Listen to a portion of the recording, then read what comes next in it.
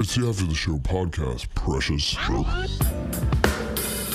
We don't care. We're about to swear on the air. It's the After the Show, so tune in if you dare. KVJ gets risque every single day. It's uncensored. We can say what we want to say. Oh, yeah. Hello and welcome to the Tuesday KVJ After the Show podcast.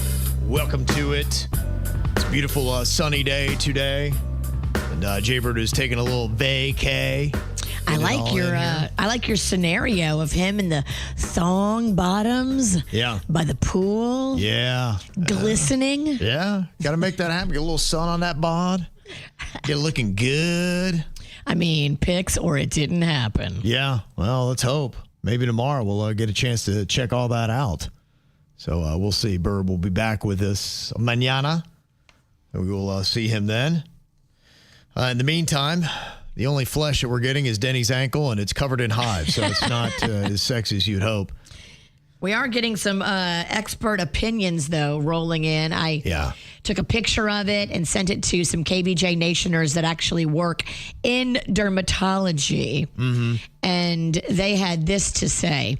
We do believe it is a contact dermatitis rash. He brushed up against something properly when he was walking his dog. He can use over-the-counter hydrocortisone twice a day for a week or two. But if he comes to the dermatologist, we can prescribe a stronger topical steroid, something that will help even better with the itch. Okay, yeah, he's showing off. That's a little red rash there. It's so hot. Lisa said, tell him it could be shingles. My husband thought the same thing. It looked like poison ivy. It turned out to be shingles. Crazy thing is you have to get that antiviral in your body within 72 hours or you're screwed. Uh-oh. Has it been more than 72 hours? He said, yes, it has. Okay, yeah, so he's screwed.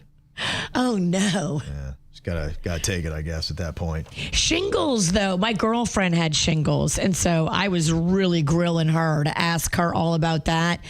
Shingles looks like pimples a little bit. Yeah. And so she was trying to pop them, thinking they were little pimples. Ooh, okay. And that didn't go well for her. But what Denny's has on his leg does not look like pimples at all. The skin's not even raised. Yeah, it's weird. You can get things on your skin. You're like, what the heck was that? I think my wife got a sty or something like that. She got like an eyelid zit. Yeah. That's a sty, an eyelid zit. Yeah. Which is kind of crazy. And they say, like, you can't pop it because if you pop it, that funk from the eyelid zit can get in your eye and then get in your bloodstream and lights out. No way. That's what they say. It kill you? For dramatic effect, yes. Die by sty? Die by sty. Wow. Okay. Live by the sty, die by the sty. Well, they say what you're supposed to do is put like a hot compress on it and then make it go down. But, I mean, the desire to pop it would just be so strong. Yeah. For real. I am a zit popping fool. Same here. I try to get rid of them when I see them. But, I was thinking shingles, but isn't shingles kind of painful? Like, there's no pain here. It's all just itch. I think when shingles first starts to appear, it appears as a rash. But there's like some raise to it. That's flat. Yeah, mine was flat. The whole little red affected area was raised slightly. But the little dots you see, I think, are from scratching it. I think it caused it. I think it's just designed like that. They started spreading. I think that the dermatologist kind of nailed it in their description because as I itched, it spread a little bit. Gotcha. So it got a little bit larger, and that's when I was like, all right, this must be something. So I've been trying not to touch it. I did put some creams on it and stuff, which is why it looks a little bit better. But yeah, it's super persistent. Yeah, you never know. Kind of weird stuff. You know what's good for it? What are you going to say? It's something gross. I'm guessing semen. She's going to guess semen. Yeah, he knew. Human or salmon? Yeah. I can get you salmon sperm. Well, because the other one I could get. Who tugs that thing off? Well, you can't use your own semen. That won't work. How do you Really? get? No, how do you get out get- of here. How do they harvest that? From the salmon? Sperm? Probably the same way they harvest, caviar, fish eggs. You ever seen somebody grab a fish and then just squeeze the caviar into somebody's mouth? It's horrifying. Oh, gosh. Wait, what? What do they do? I seen They can squeeze it like a tube of toothpaste. Yes, they hold the fish like this and then they just kind of compress it. It just squirts the eggs out. People really? put their mouth on it. Get out of here. That's so gnarly. Come on now. It's true. I seen videos of it. What are we doing? I would eat it that way. I mean, you couldn't get any fresher. True. I mean, that is the freshest. That is the definition of the freshest. Is that like sturgeon caviar? But what if you squeeze some poo out? So I think that's... That's what I'd be worried about. Like, am I getting just caviar? Who knows what else is coming out with it? Oh, you're getting poo too, yeah. The cloaca, I think, is like right below that. The what is? I think it's called the cloaca, right? The cloaca? Is that the bunghole? I think that's the fish butthole, yeah. So wait, they got a special name for fish buttholes? Well, so I think the one hole serves multiple purposes. I think they piss and shite All out right, of it. this is the next punishment for Do It, bitch. You got to lick the fish cloaca. You got to lick a fish butthole? Forget fish eyes. That's so lame. Fish cloaca is where it's at. Are they? Can you easily find them? Because I've seen a lot of fish. I don't remember an asshole sticking out. But have you ever looked for the asshole? It's on the bottom. Kind of. Yeah, I think it's on the bottom of the fish. I used to have kinda. goldfish. I'd stare at those things. Kind of look around. I didn't Is see. that a dick? I didn't see any of that stuff. Well, I mean, it's probably pretty small on a goldfish compared to a the tiniest like a butthole. tarpon. Yeah, it's got to be such a tiny butthole. The tarpons probably have gigantic buttholes, right? I wish I had my phone on me. Is that a question that they would answer? What? Google away. I'm not going to Google it. You know, it'd be fun. It'd be fun to find questions that AI will not answer. What fish has the biggest butthole? Let's see if it'll answer it. Let's see what. If it doesn't, there's a game that a lot of people play because AI will pretend like it knows everything. So Right. you can ask it something, and even if it doesn't know, it'll do its best to guess at what you're trying to ask it. And sometimes it's psychotic. It comes back unhinged. They say the bony-eared assfish. Really? Is that a thing? I feel like they've made. No It way. says the bony-eared assfish, the Acanthonus armatus, is a species of cusk eel found in tropical and subtropical oceans at large depths. It's been found as far north as Queen Charlotte Sound off the British Columbia coast. The bony-eared assfish, I mean, it sounds made up, but does sound then they made give up. all this explanation.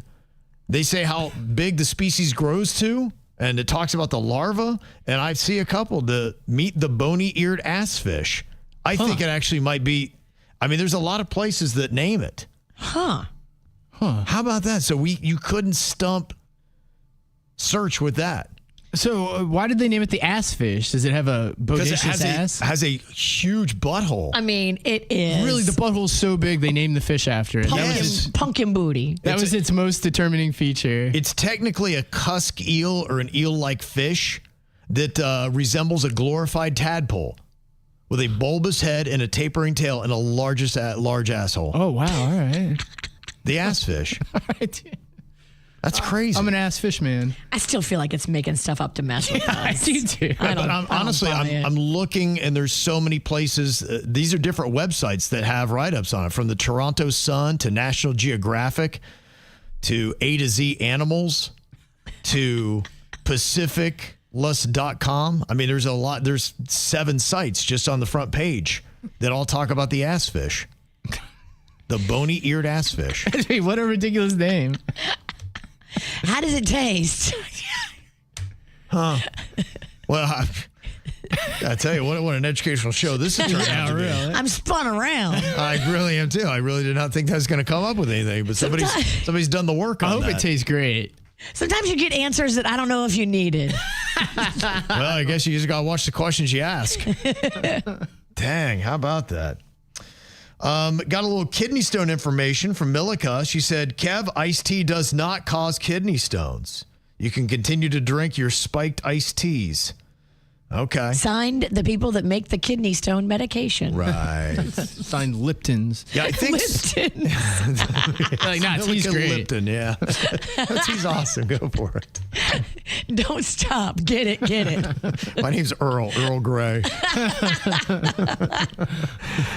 Yeah, no, I think yesterday somebody had let me know it was supposedly the black tea that I guess contributes the most to it, not your green teas and your herbals. I don't know.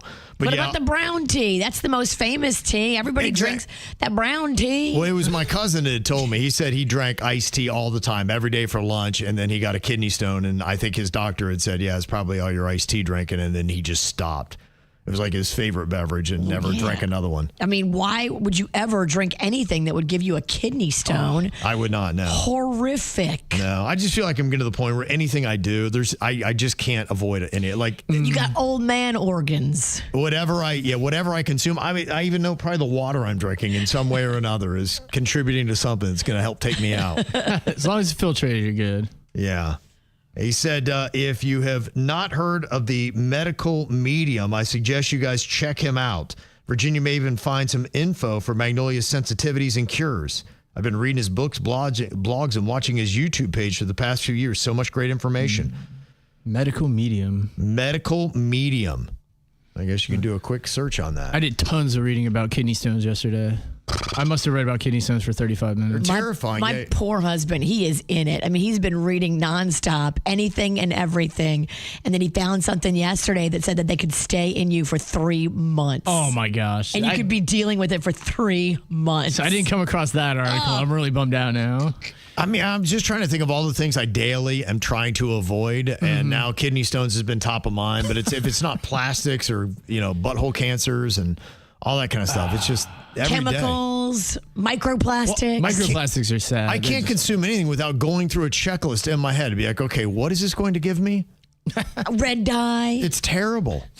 Yeah, I just can't. I used to just consume everything. I just pop things and be like, yeah, okay, let's find out what happens. Yeah. Now you realize iced tea could kill you, so Everything. what the fuck? Oh, it takes me to order? Just going to a restaurant? It takes so long.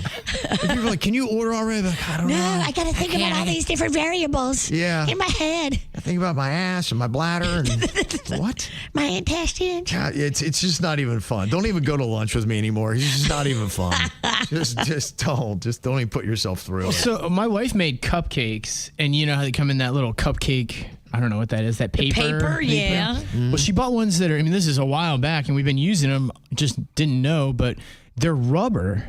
They aren't, it's not even that metal pan like we used to have where you put 6 cupcakes. Are they silicone? Yeah, it's that rubber. It's made for being in the oven. Yeah. That guaranteed has to be microplastics, right? Just because it's safe. It doesn't feel right. I feel like it's strong enough not to melt in the oven, but it sheds so much microplastic. Yeah. When you heat anything plastic, it releases. You can't convince me otherwise. It does. Your rubbers, your petroleums, anything like that. Yeah. Yes. Well, so I found these pans that they have no Teflon, no microplastics. They're supposed to be pans that you're supposed to use and be safe. But the problem with it is I went through all of my pans. I did an inventory. We have plastic spatulas, plastic ladles. I go, who greenlit any of this stuff that you're allowed to use? All our pans qualify for that Teflon pan that flakes, and it's supposed to be the most microplastics you can get in Cancer pan.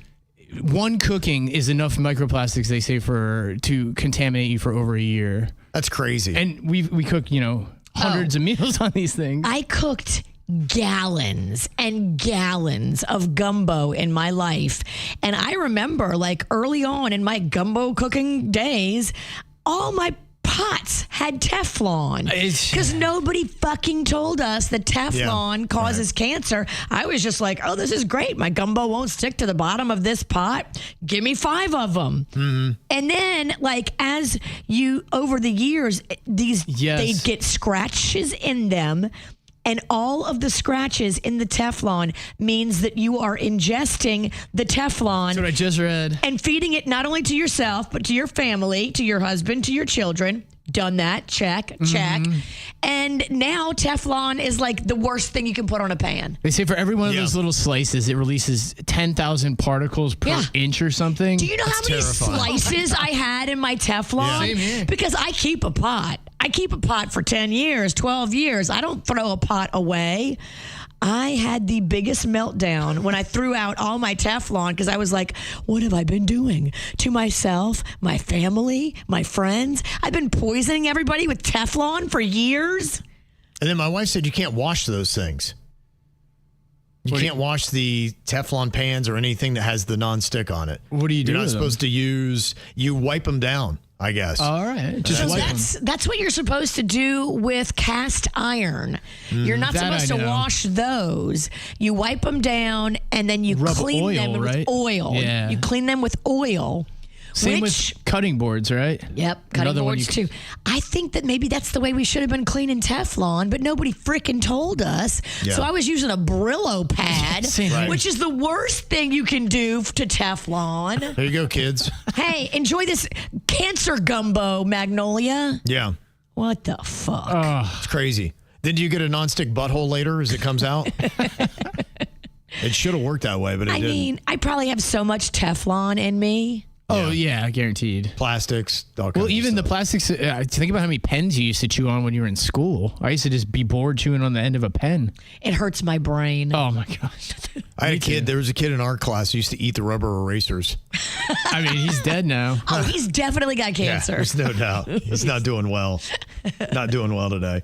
Doug had this. We were talking about Wendy's, and Jaybird had this list of the most unhealthy fast food restaurants, and they'd put Wendy's at number one. I think because of their triples and some of the Baconator probably puts it on that Yeah. list. Yeah. 3 patties and bacon. What the hell? And Doug said, yeah, I heard you guys talking about how Wendy's triple burger was the worst health-wise. On the show, The Food That Made America, which is an excellent series, by the way, of different foods in the American history, it said that Dave Thomas, who started with KFC and obviously the founder of Wendy's, invented the triple burger because he wanted to increase the sales of his double.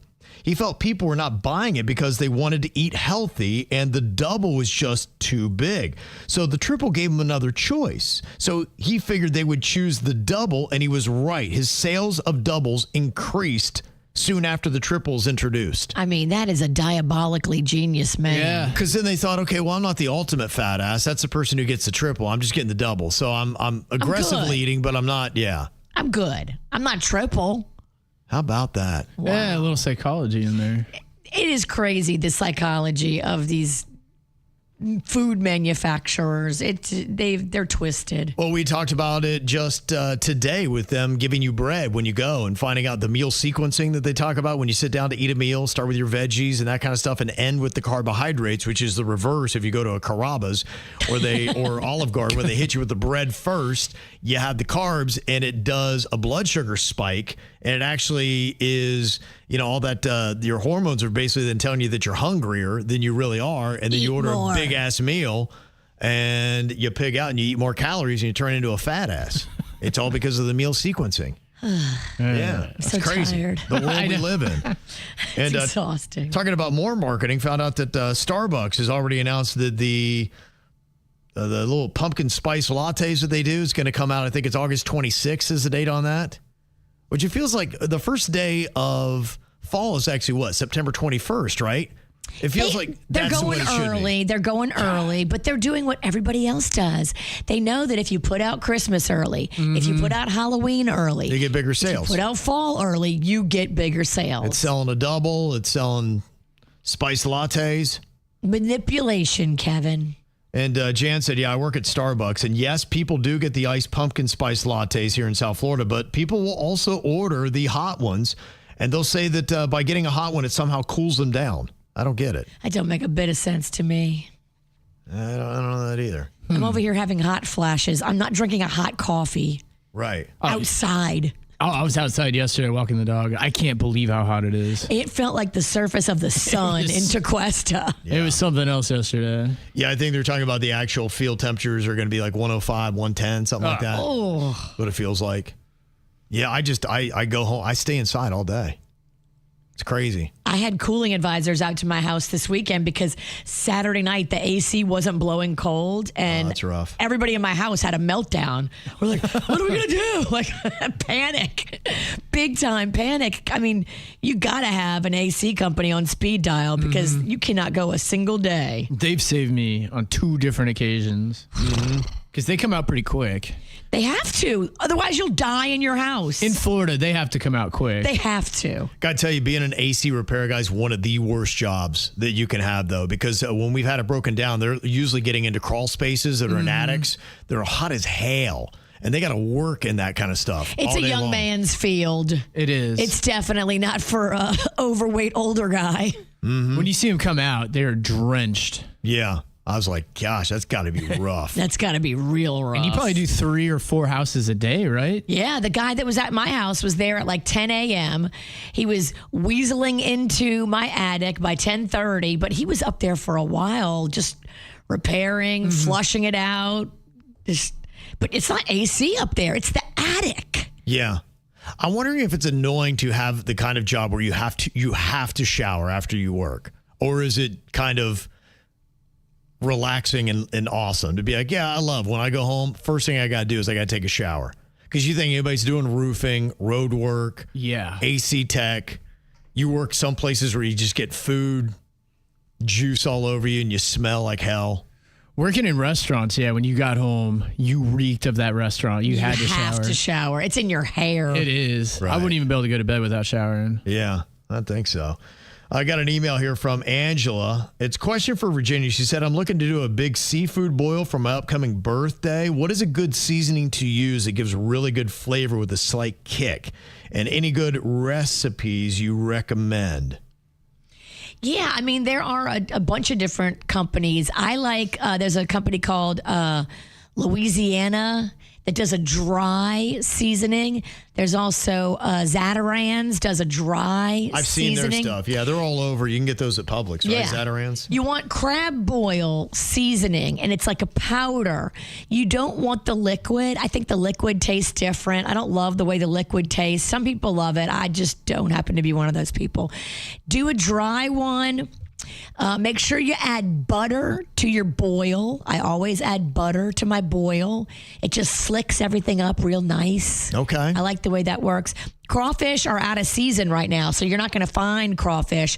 And if you do find crawfish, don't want it? They've been previously frozen. So you're just reheating previously frozen crawfish. Could you taste a difference? If I put a fresh versus a frozen, you would know immediately. 100%. You can actually look at it and see the difference because the crawfish meat has a different texture. look to it and texture. Yeah. It changes. Same with shrimp, right? Yep. Another one that changes. Shrimp is not as noticeable as crawfish. Crawfish get a look to them. I gotcha. They get a look to them.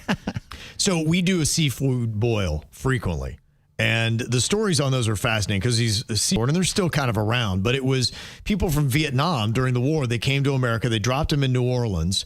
They learned the craft of cooking Cajun. And then now they spread and taken that everywhere else. So when you see those are typically Vietnamese people that went through New Orleans. So how far off? Have you ever had a seafood boil? And if I'm comparing that to actual New Orleans cuisine, how far off is it? So it's a little different. A lot of times the Asian way is to boil it in regular water. Yeah. And then put it in a bag of sorts. Yeah, it's like steamed. Steam it and season it in there with like the juices and spices. The real Cajun way is the water it is boiled in is seasoned and it infiltrates the meat that way. Okay.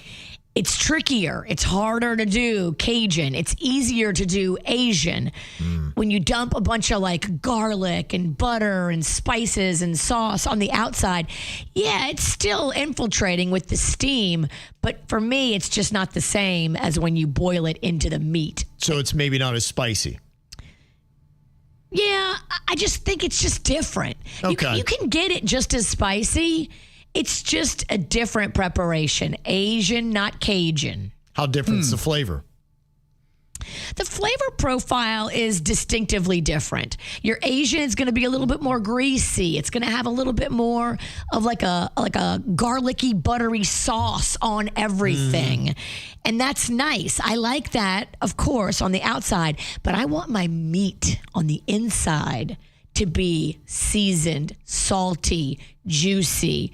And that is really tricky to do it if you do the Asian preparation. Okay. All right. It's kind of like marinade versus non-marinating. Yeah. Because I find that marinade makes everything so much better. It really does. Marinade. And the big two with Cajun, it better be salty and it better be spicy. If you get those two flavor profiles right, then it's good. It's real good. So what does that do to your blood pressure then? I'm sure I'll be in an early grave for the amount of seafood boils I've done. Something else I got to think of when I order. You got to think of that. You got to think of the mercury. Another thing to fear. Oh, dang. That's right. The mercury, that's in the fish. I know somebody who eats a bunch of sushi and came back with high mercury levels. Really? Yeah. Can't do anything. It's crazy. You can't do anything. No. Oh, crazy. Jason with a movie cost hack. He said, you can go and donate blood. They do local blood drives. You typically get about $50 in movie vouchers from that. Oh, wow. That's nice. Said I do this many times. So I know we should be donating blood anyway, but having that offset the cost of going to the movies. That's beautiful. Yeah. Definitely sweetens it. All righty. I'm such a bitch. I'm so bad at giving blood. I mean, I struggle when I have to do it medically because I have tiny baby veins and they're like low and small. Same here. They try to stick me, and if it's a new girl, There is so much into getting somebody that knows how to draw blood and somebody that does not. amen. My gosh. I was talking to the people at game day where I do my thing, and I was asking them because the guy there's really good. I'm like, is it just him or whatever? He said, no. They said, we make sure, and there's a test that they have to take where they have the guys that own the clinic. You have to do a blood draw on them. Oh, think about good. pressure. Yeah, and if they don't like the way you do it, and if you hurt them, you stick them, then you don't get the job. You didn't make the cut. Right. I was like, how nerve-wracking would that be? Oh, my gosh. But if you're confident in your skill level and you are of the caliber they're looking for, then you pass, probably with flying colors. If you know what you're doing, it's fun to watch. Yeah. I always ask for the oldest battle axe nurse in the back that's been doing it for 30 years. I'm like, give me her. Don't give me the new girl, because the new girl is going to stick me 4 times and get nothing.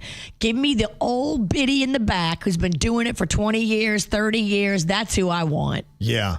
If you get in a bad situation, I had 2 girls in their early 20s that were trying to do it, and I'll start to pass out, and they were hacking me, and they're like, oh, we can't get in there, and you could hear the crunching and everything. They move the needle around. Like when it's in there, they're like, well, let me see if I can find that vein. I'm like, you're going to kill me, and you're not finding the vein. I won't let him. I tell him to pick the other arm and start over.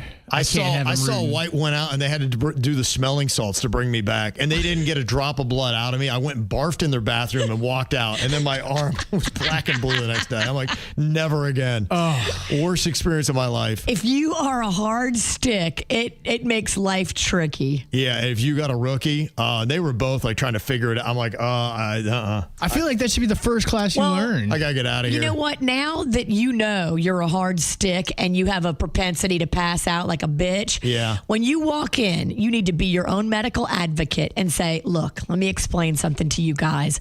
I'm a hard stick. I could pass out if this takes more than 1 shot. So you got 1 shot at getting the best vein and the best individual that you have here. Bring me your best girl and let's do this right the first time, because I am a tricky patient. I did that when I went into game day, and I was telling him, and by the time I finished, he's like, you're done. I was like, oh, I didn't know you did it. He was that's finished? That's how freaking good he was. Oh, it's awesome. Oh, I want to meet That's this who guy. I want. Give him blood to. You yeah. just made this guy sound so sexy to me. Yeah, I really thought he's lying. He's like, no, it's right here. I was like, dang. Wow. Like, that's crazy. And it That was quick. never happens to me. No, I usually have a terrible experience. Terrible. Yeah, that's why I asked him about it. I'm like, where'd you get? Was this guy like a wizard? Like, I don't know how he did it. Like, no, we're big on that. I knew a place one time where I used to go, and they would only hire paramedics because those guys rush to the scene of an emergency, and they've been in it. They're life-saving trying to find a vein. So these guys are like the best trained out there. Yep. Yeah, it makes a massive difference. It really does. Mm-hmm. Amanda, she was telling us about how you've run into a high school teacher. And this is also great for teachers, too, that have run into a student in a place. It's just awkward when you just see them outside of school. She said that I heard you guys talking about it, and I was in a place called Sassy Cats. It was a sex shop that used to be on Military Trail. Sassy cat. And I ran into my high school gym teacher / track coach. Oh, and assuming she was with her girlfriend, I ran track, so I knew her very well. She saw my face, turned white, walked right out. Oh, no. Gosh. Not at the Sassy Cat. Not the old Sassy Cat.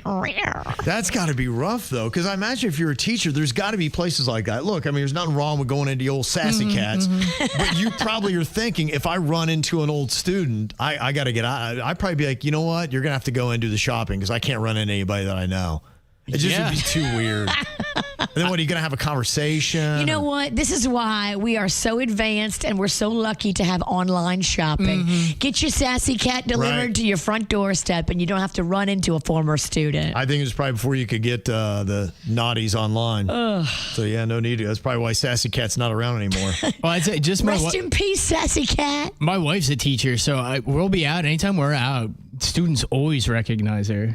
So, I mean, it's pretty common. So. No going to the Sassy Cat for her. Definitely not going to Sassy Cat. Yep, exactly. Got Mr. Lem asking, hey, have you considered doing a new Cribs feature? I know Bird and Virginia have moved since the last Cribs, says Kevin. No, I'm still in the same place that I got when I came to town in 99. I haven't moved since the last Cribs. So, yeah, I think we shot yours right when you got there. Yeah. So it was newly decorated. It was brand new. You got way more stuff up now, and it looks way more homely.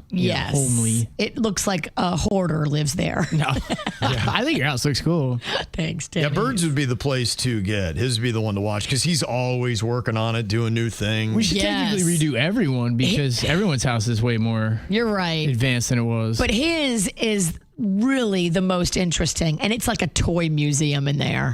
Yeah, his would be fun to see. Mine's just depressing. His would be like a 6-part special. Yeah. Well, I think the original idea was to do his last, and then I think, life takes a hold. But Yeah. His would be the one to do. So, yeah, maybe we can talk Bird and do an updated version. After he does the movie, he's a little busy. That's true, yeah. So, nothing before Halloween. November will hit him up. The plate is full. Yes, absolutely.